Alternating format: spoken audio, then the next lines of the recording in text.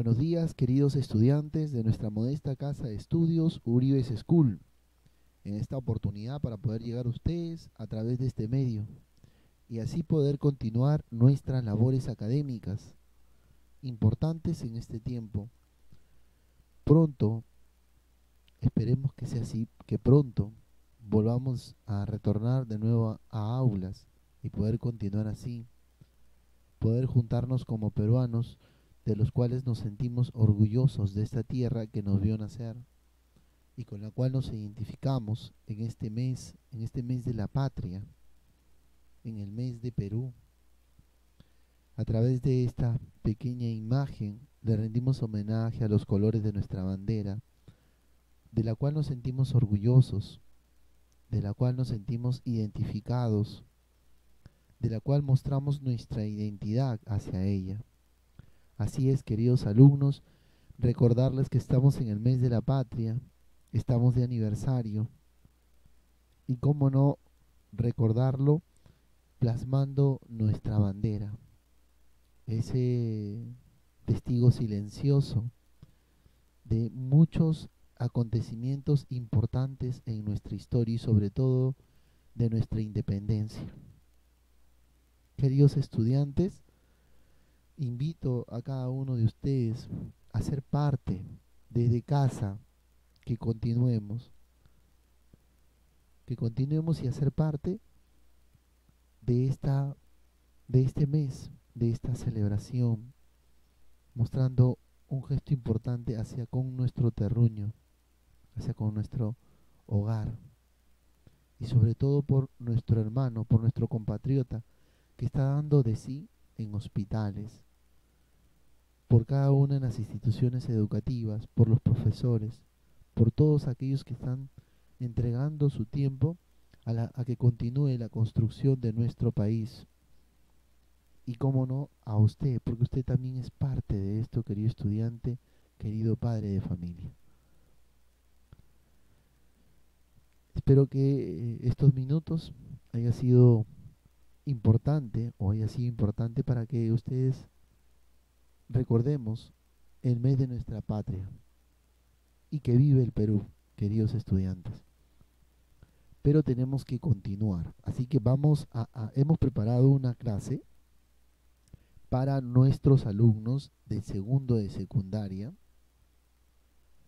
partiendo, más que nada continuando, porque ya la clase pasada, en el video pasado, hemos hablado acerca del feudalismo, pero desde cómo se creó, las causas, los antecedentes, hasta un punto de cómo el rey designa un vasallo y cómo pues él adquiere lo mismo y adquiere un contrato feudal, etcétera de cosas. Pero tenemos que continuar porque el feudalismo no solamente queda en la relación entre el señor feudal y el vasallo, sino también va más allá. Así que debemos tener en cuenta eso. Por favor, no se olvide, antes de continuar, queridos alumnos, su lapicero, sus hojitas y preste mucha atención.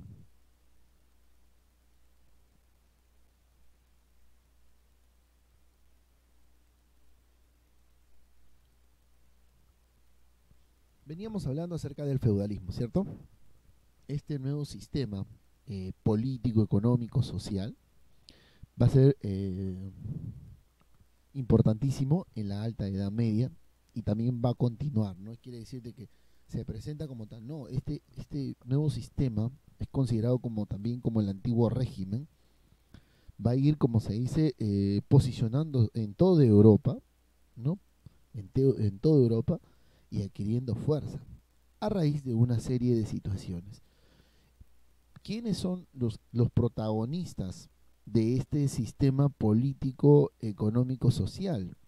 Los que van a ser protagonistas de este sistema político, económico, social van a ser los nobles.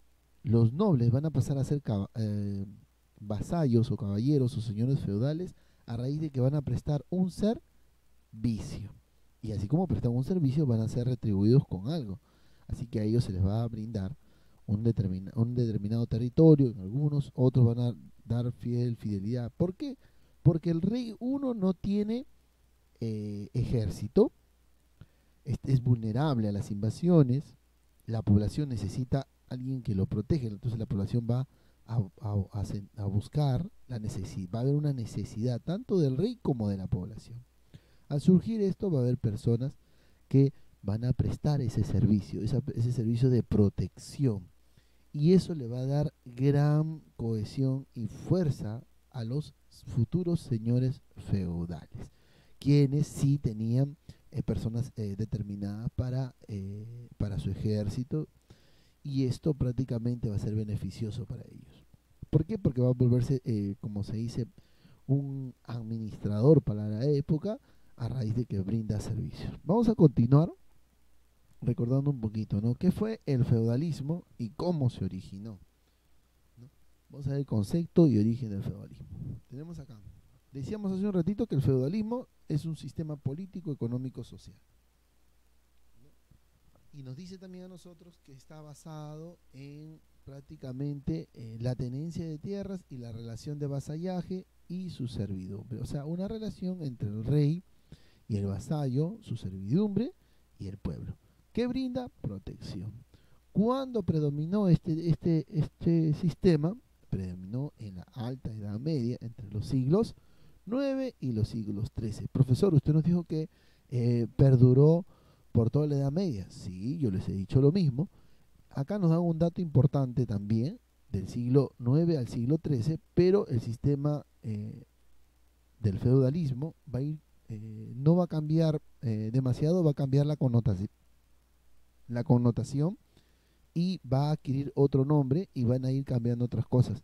Pero este va a ser considerado como el antiguo régimen, o sea, va a cambiar de nombre, algunos aspectos van a cambiar, pero va a continuar siendo, como se dice, el mismo, ¿no? El sistema feudal no es que aparece y desaparece, no.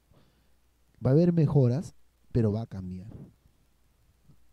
Entonces, el feudalismo se va a desarrollar en las comarcas que habían integrado el Imperio Carolingio, ustedes se recordarán. Entonces, ¿qué pasa con los hijos de Ludovico Pío?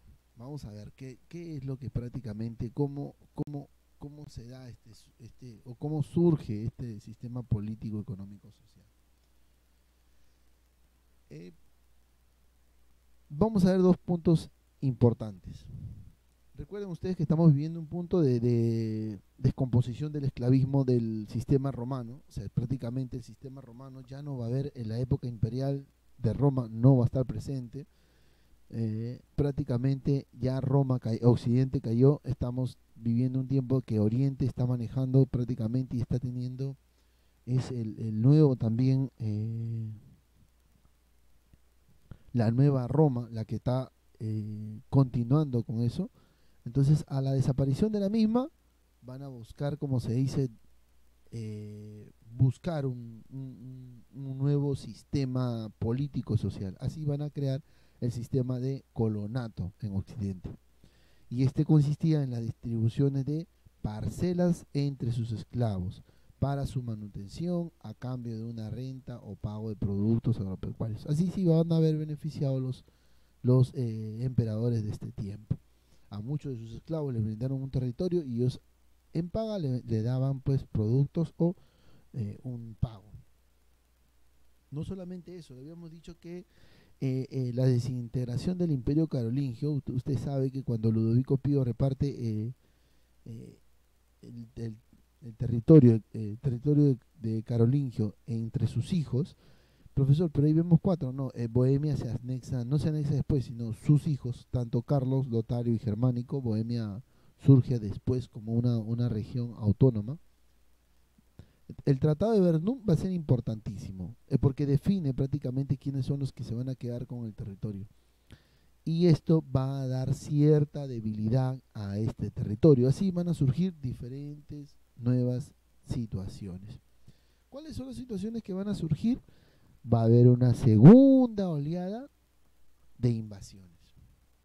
Una segunda oleada que no esperaba que llegue en mal momento, que llegue un tiempo débil prácticamente para lo que está quedando del Sacro Imperio Romano, del Imperio Carolingio.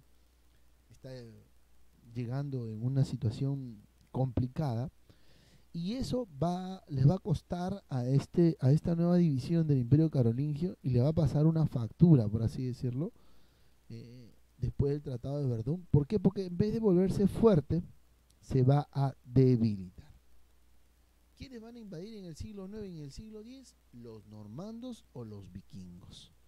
También los musulmanes, los sarracenos, los húngaros, los manglares. Entonces va a haber diferentes, ya no bárbaros, ya no nómades, no, pueblos marcados prácticamente con una segunda oleada migratoria. Europa occidental va a empezar a surgir nuevos cambios. Y estos nuevos cambios prácticamente se van a dar a raíz de que el clima en Europa, el clima social, económico, político, está inestable, está debilitado, ¿no? En vez de volverse uno solo después del Tratado de Verdún, prácticamente se dividió. Y esto fue favorable para que las invasiones se dieran. La más significativa, de la cual tiene gran relevancia, va a ser las invasiones de los vikingos. Esta situación durante estos siglos no la supieron revertir, no pudo ser superada, así que los cristianos se quedaron desprotegidos. Y el pueblo mucho más aún, y el pueblo tenía una necesidad, necesitaba ser protegido, necesitaba a un señor que lo protegiera. Los reyes no tenían caballería, no tenían soldados, los nobles sí, y entonces va a surgir toda esta situación a raíz de una necesidad. Surge la necesidad de contratar a alguien a través de un contrato. Y esto va a continuar con algo que ya mucho antes lo tenían, como le decía, de tiempo de Occidente romano, de darle cierto territorio a aquel que preste un servicio, y eso fue así. Le daban cierto territorio en diferentes situaciones, ¿no? Y por lo cual se designaba el vasallo del rey o caballero del rey. O también se le otorgaba un feudo, que era un territorio dentro de las parcelas del territorio del monarca.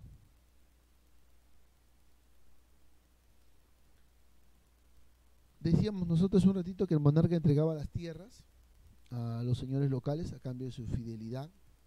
Esta sería prácticamente la base del feudo vasallático o vasallico que está marcado.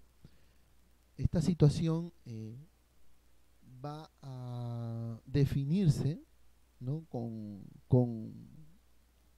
las capitulaciones.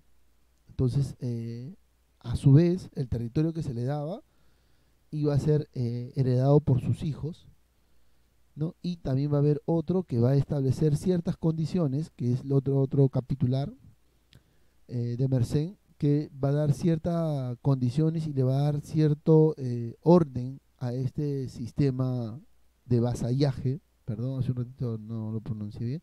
A este sistema de vasallaje que a ustedes les va, que para ir entendiendo la situación de Europa en estos siglos y en este tiempo. Entonces, ya sabemos prácticamente cómo se origina y cuál es prácticamente cómo se presenta la relación entre el rey y el vasallo y todo este sistema de vasallaje.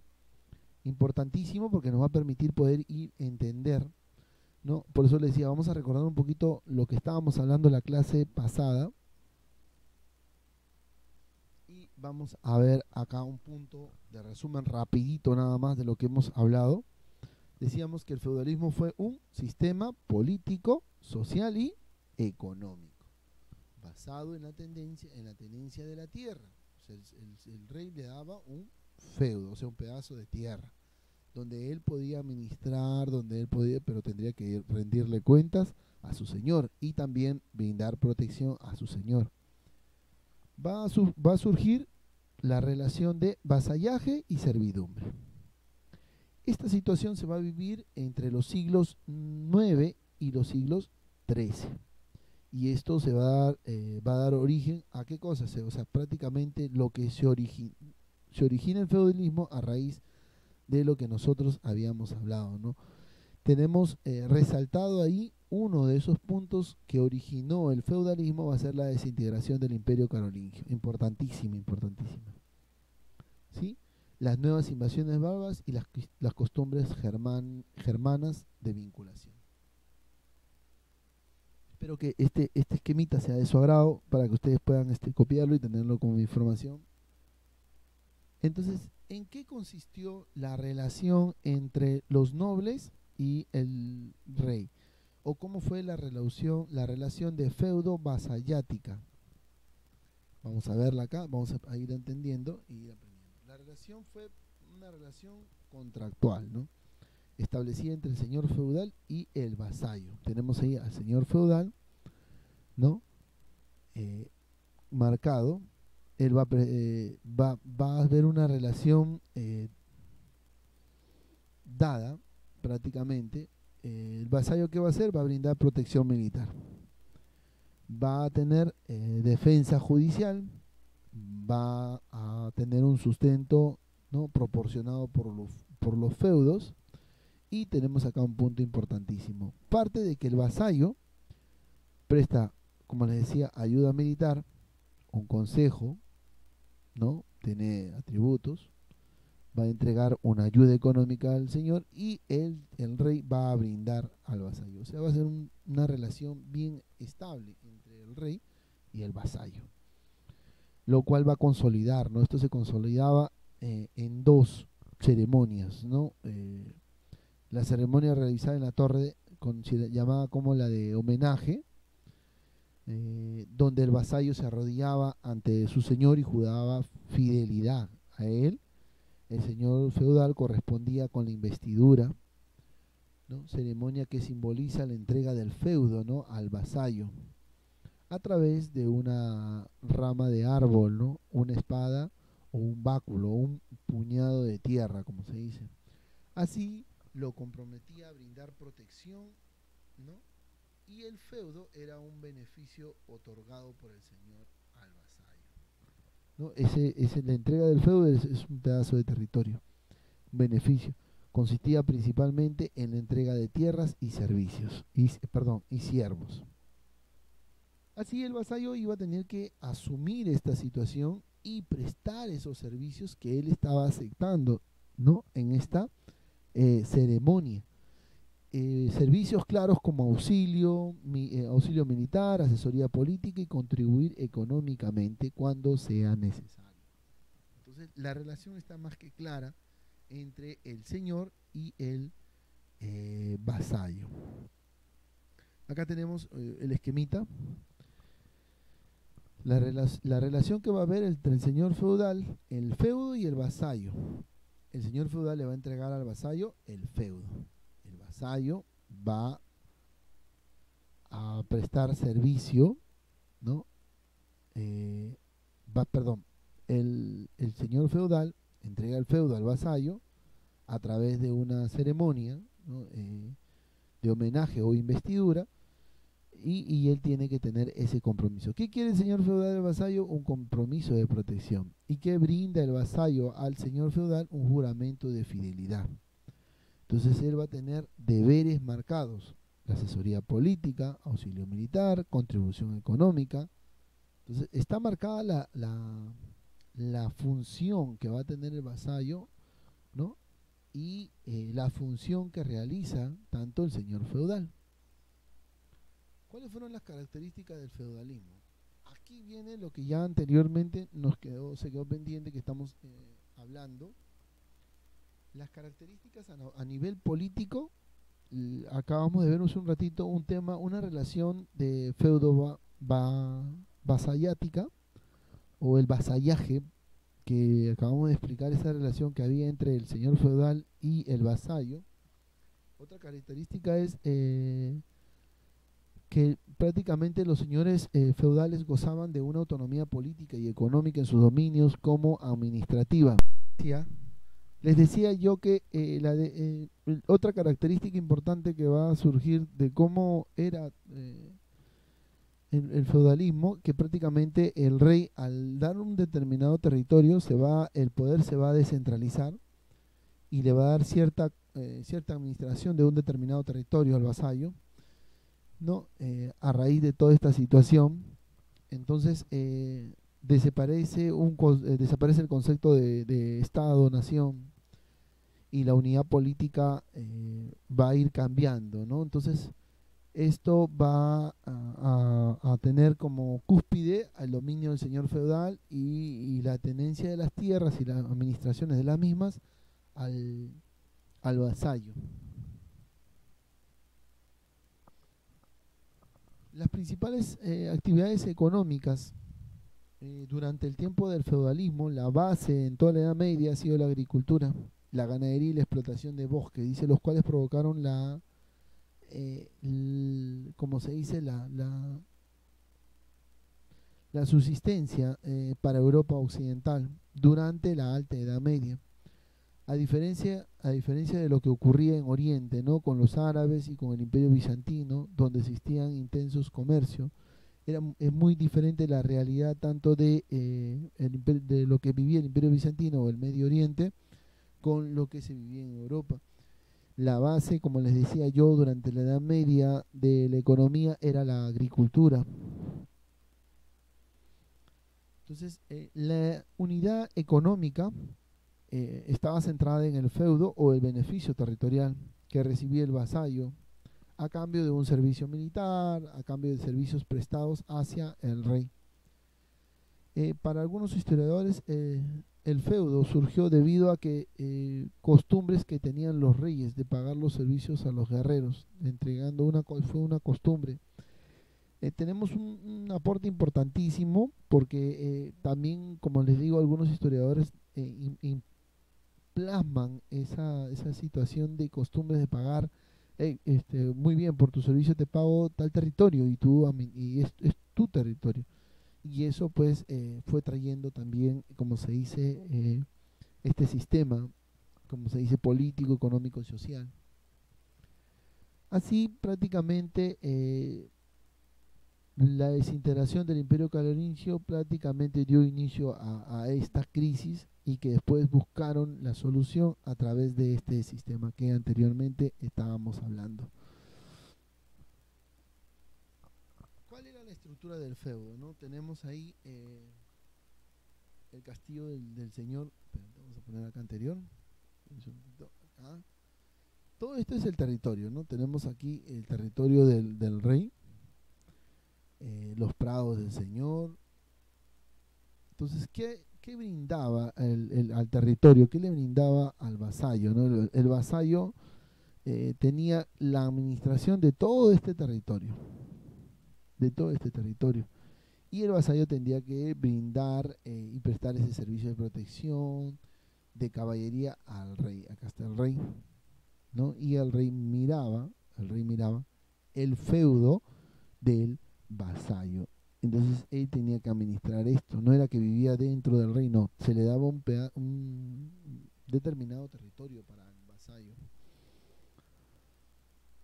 El dominio del señor o terra indominicata se caracterizaba por la presencia del castillo cuyo alrededor se encontraba la reserva señorial, ¿no? O sea, el castillo y la reserva señorial. Entonces, prácticamente va a estar muy aparte la iglesia, los monopolios feudales, los molinos, todo diferentes aspectos que van a estar dentro de lo que dice el territorio del rey. Entonces, algunos villanos prácticamente o siervos también que vivían en las vías o alrededores, en los bosques, eran conocidos como alodio, ¿no? Del otro lado a los siervos, ¿no? Estos prácticamente son los que no van a acatar las disposiciones brindadas por el rey o los beneficios que otorgaba el rey, que pedía al pueblo que era la base de la economía. El pueblo brindaba y pagaba sus tributos a través de productos o de impuestos Entonces va a haber otro grupo que va a estar externo, que no va a estar incluido dentro de este sistema, ¿no? Eh, Dentro de ellos tenemos los que pueden destacar los Corbea, que era un trabajo que sí o sí un determinado grupo de personas tenía que realizarlo. Era un trabajo obligatorio y gratuito en el dominio del Señor, y muchos no compartían eso, así que al no acatar se iban fuera del territorio del feudo. Después vamos a tener la talla, que era un impuesto en especies, ¿no? Prácticamente que tenía que brindar brindar al rey, o brindarle al vasallo, el vasallo dar cuentas al rey. Así prácticamente vamos a tener una sociedad marcada. En el aspecto social, la pirámide social está bien marcada, bien jerarquizada. En el tiempo del feudalismo, la sociedad medieval estaba bien dividida o jerarquizada, y cierto grupo nomás tenía beneficios, ¿no? Tenemos en la cúspide, primero entre sus prácticamente la cúspide social, al rey. Después tenemos a los veedores, o sea, la nobleza, los duques, los condes, los altos prelados, podría decir. eh, Ellos gozaban de grandes privilegios, ¿no? Y después vamos a tener los oradores, el clero, los caballeros, los señores, los obispos, y después los laboradores, ¿no? Los campesinos, los soldados, ¿no? Estos privilegiados estaban constituidos por una minoría de la población y gozaban de privilegios como el no pagar impuestos, no trabajar ni practicar en los cargos elevados, que es en esta primera cúspide de la pirámide. Ellos gozaban de estos privilegios. Entonces eso hacía pues cierta división entre un grupo social y otro, el beneficiado y el no beneficiado. Uno pagaba impuestos y el otro no. Bien marcada, bien jerarquizada, ¿no? La iglesia tiene bien posicionada también dentro de la pirámide social. Hace un ratito habíamos hablado del feudalismo y sus características tanto políticas, económicas como sociales. La relación que hay entre el rey y el vasallo, el vasallaje o vasallática, ¿no? Que habíamos hablado hace un ratito, en el aspecto económico, las características tanto en diferentes aspectos como en el aspecto social, clasista y estamental, tanto de la sociedad que hablábamos hace un ratito, de la nobleza, el clero y el pueblo, y que solamente cierta escala de la pirámide social nomás gozaba de esos privilegios, y había otro grupo que no. Entonces, sabiendo esto, queridos estudiantes, tenemos el esquema ahí para que ustedes puedan, como se dice, hacer la retroalimentación. Vamos a continuar. Y ahora sí, hace un ratito veíamos las imágenes de cómo eran los feudos, ¿no? Y cómo miraba el rey a los feudos, ¿no? Entonces, si bien es cierto, el rey entregaba un feudo a través de un contrato feudal al vasallo, y le entregaba la administración de un territorio, y él tenía que dar fidelidad y protección al rey, no solamente al rey, sino al pueblo, y garantizar que todas las cosas funcionen bien. El rey también por su parte, en el castillo, él tenía una estructura prácticamente, ¿no? Y de estos castillos en la actualidad hay muchos, ¿no? Toda una fortaleza en cuanto a construcción dada, ¿no? En protección al rey. Entonces, este tipo de construcciones va a ser característicos durante la Edad Media, ¿no?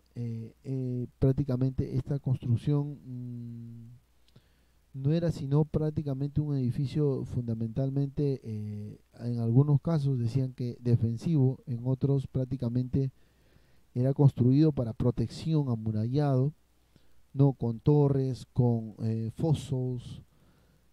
Prácticamente todas estas características eran costumbres ya de una arquitectura, era un modelo de arquitectura que había en la Edad Media, y que muchos de los castillos aplicaban ese tipo de arquitectura con esas características del castillo del señor feudal. Como era el caballero medieval o el vasallo, tenía las siguientes características, ¿no? Desde su armadura hasta la composición que tiene su caballo, desde su espada, su casco, prácticamente tiene características propias, características marcadas, ¿no? No se trataba de un guerrero, sino prácticamente era un caballero medieval, ¿no? En algunos casos tenía que estar bien marcada la diferencia con cualquier guerrero, ya que era el señor, servía al señor feudal y generalmente a cambio él pues tenía dinero gracias al alfedo que se le otorgaba, la tierra que se le brindaba, y invertía muchísimo en su apariencia, desde la protección de su caballo, como le decía, su espada, ¿no? El caballo portaba su yelmo de metal, su escudo, su armadura, su silla, sus estribos, su destrero. El destrero, la protección del caballo a la altura del escudo, ya que era al momento del enfrentamiento, el caballo tenía que tener cierta protección con este destrero, la lanza, que también era parte el casco. En la actualidad, prácticamente toda una cultura medieval. Y esa cultura medieval fue inmensa en diferentes aspectos, como se dice, de ver y apreciar cómo era la vestimenta, el traje, la ropa, la armadura para los enfrentamientos que estaban próximos a darse. Bueno, chicos, hemos hablado acerca del sistema feudal, del feudalismo. Espero que haya sido de su agrado. Mil disculpas por ahí, siempre, nunca faltaron algunas interrupciones o bulla. Pero quiero decirles, chicos, que por favor estudien, que pongan de su parte también continuar con su aprendizaje. No sin antes decirles, queridos alumnos, de que la tarea va a estar colgada en la franja.